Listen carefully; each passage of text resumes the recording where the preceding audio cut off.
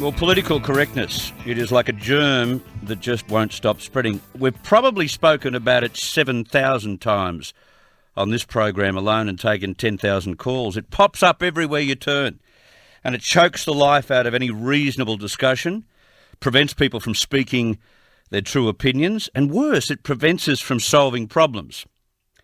But let's put that aside.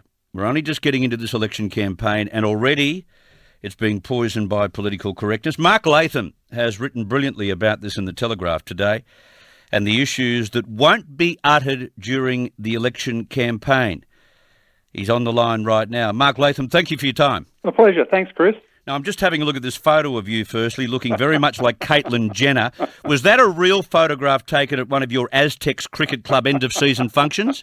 Well, I don't know how you know about that. That sounds very, very dangerous. No, I'm auditioning for a spot on the footy show. Ah, perfect. We're in the great tradition of rugby league. They all dress up in a frock, so maybe I'll get a slot there. Have your kids seen that photo yet? One of them did.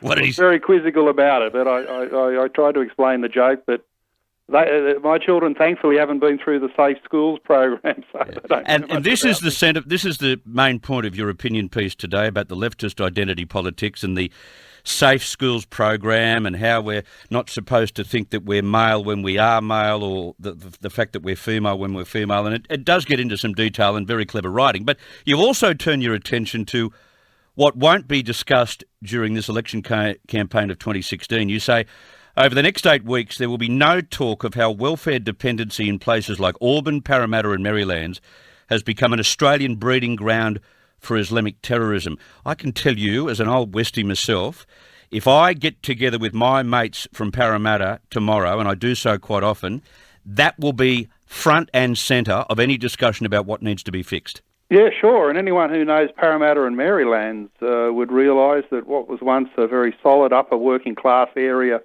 in the 1980s is now best known in Sydney for a whole series of arrests related to Islamic terrorism. So there's obviously something gone wrong in those suburbs. Your mates know it, my mates know it, the people who live there know it. Yep. Why isn't it discussed as a frontline issue in this campaign? Because Shorten and Turnbull have got a bipartisan agreement about political correctness, the things we're not allowed to hear. And it does a disservice to the people, it builds resentment, and it diminishes trust in the democratic process itself. You also say there'll be no talk of how the nation's 200,000 per annum immigration program is adding daily to congestion and urban sprawl, making large parts of Sydney unlivable. There'll be no talk of amending Section 18C of the Racial Discrimination Act to restore genuine freedom of speech. Now, putting 18C aside, this is another topic that is front of mind for people who have seen their suburbs change so much.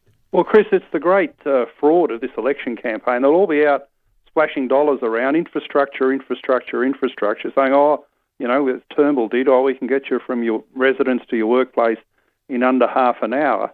Well, people in Sydney aren't silly. They know that's an impossible dream. But more importantly, we've got the sprawl, we've got the congestion because Sydney is overcrowded. And with 200,000 per annum migration program, you don't need to be Einstein to work out we're bringing too many people into the country, too many people into Sydney, and all this infrastructure talk, very expensive. All it's trying to achieve is catching up with the damage that's being caused by another arm of government in migration. When you mention that, and when Dick Smith mentions that, and he's very much on the front foot in this regard, you look at social media and you're all referred to as racists. Well, and Bob Carr, let's not forget that Bob Carr as Premier and now as a retired politician talks the same way. He says that Australia, from an environmentalist point of view, has a limited population carrying capacity. And I support that point of view, particularly with regard to Sydney. I've lived in Western Sydney for 50 years, and the whole issue has always been, can we get the services in before the people come into the new suburbs? Yeah. Well, it'll never happen. We'll never have proper planning and service provision. We'll never have decent travelling times around Western Sydney unless you do something to curb the excessive population growth, which is fuelled not by the birth rate in Australia, it's fuelled by deliberate federal government policy to have a massive 200,000 a year immigration program. Yeah. We can't sustain 200,000 people a year. No, we can't. We can't. Like there are no jobs for 200,000 people a year. There are no houses for 200,000 people a year. That's right, and if the politicians were honest, they'd say, look, we've got this massive immigration program, and all the talk about infrastructure is meaningless. You just have to get used to the congestion out there in places like Campbelltown and Penrith. But there's no honesty. There's this pretense that somehow the promise of infrastructure can overcome the damage that's caused by a separate arm of government, where Turnbull and Shorten have got the capacity to say, we don't support big Australia, we support a sustainable population increase, and that means at least halving the current immigration program. We'll hear a lot about education from Bill Shorten because he's pressing those primal buttons fairly readily. But you write, from Bill, Turnbull and Malcolm Shorten, there will be no talk about the importance of teaching strength and resilience in our schools. Their education policies will add to the age of sookery. How do you mean the age of sookery? Well, I was talking to a teacher on the weekend and separately last week I was down in Wagga talking to teachers at a fundraising event, and every teacher I talk to says over the last 30 years the really big change in the education system is that, say in the 80s and 90s, a kid's done the wrong thing at school, the parent would come to the school and back the teachers and the principals in saying discipline here is appropriate. Now, any kid that does something wrong, the response of the parents is to say, my kid's perfect, the school here is atrocious. It's encouraging kids really to think there are no boundaries at school or home, and by sooking about everything, the age of sookery, they can get more of the quotas, affirmative action, nanny state interventions from these do-gooders to give them a free ride. And how about this story on Saturday morning, Mark, where we had parents taking their kids out of NAPLAN exams because it was too much pressure for poor little Johnny? Well, they're crazy. I've got a daughter doing NAPLAN today. She's been looking forward to it. She's well prepared for it, and she knows that testing is an integral part of school. I say to her, life. You don't have tests at school. It's like having no doctors in the hospital. And what about in life? And well, of course, and the bigger tests, forget about a couple of hours of exams today in NAPLAN, the bigger tests come when you leave school, and everyone is on your hammer. It's a competitive world out there, competitive in the workforce, competitive in sport, competitive in everything. So if kids don't get used to those inevitable lifetime pressures with a little thing called NAPLAN, I mean, there is a problem out there, Chris. I've been to barbecues, events, parents saying, we don't believe in homework. We don't believe in doing anything at home. It's the school's responsibility. Well, I'll tell you what, there's a lot of families out there, mainly from an Asian background, who take the work ethic of saying, look, homework's important, let's drive the kids, let's get the results, let's become the engineers, the doctors, the technicians of the future. And that's what you've got to do for your kids. I mean, if you want them to have good jobs and a good income and a good life later on, homework, testing, pressure, all these things are an inevitable part of the education system. Exactly. So true. Very quickly, will it be a hung parliament, and who might form a minority government?